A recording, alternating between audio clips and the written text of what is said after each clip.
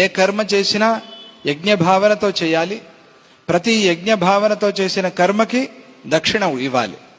ఏ పని అయినా సరే నువ్వు ఏదైనా పని చేయించుకుంటే దానికి తగ్గట్టుగా దక్షిణ ఇవ్వాలి.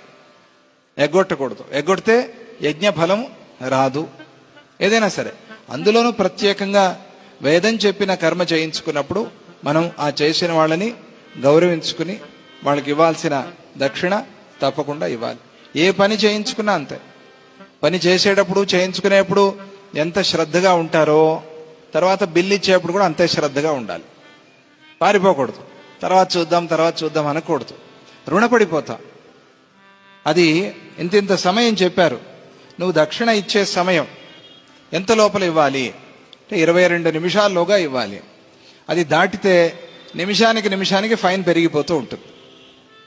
ఈ నిమిషానికి ఇంత, ఈ నిమిషానికి ఇంత. నువ్వు అంతే ఇస్తావు అనుకున్నదే, కానీ ఫైన్ ఉంటుంది అక్కడ. ఫైన్ పడిందంటే ఏంటి? రుణం. ఆ రుణం పడిపోయింది కాబట్టి నువ్వు మళ్ళీ అటువంటి కర్మ చేసి మళ్ళీ అంత దక్షిణ ఇచ్చుకుంటే గానీ నీ రుణం తీరదు. అందువల్ల ఆలస్యం అనేది చేయకూడదు. యజ్ఞం చేసినప్పుడు చేయించుకున్నప్పుడు దక్షిణ అనేది తప్పకుండా ఇవ్వాలి.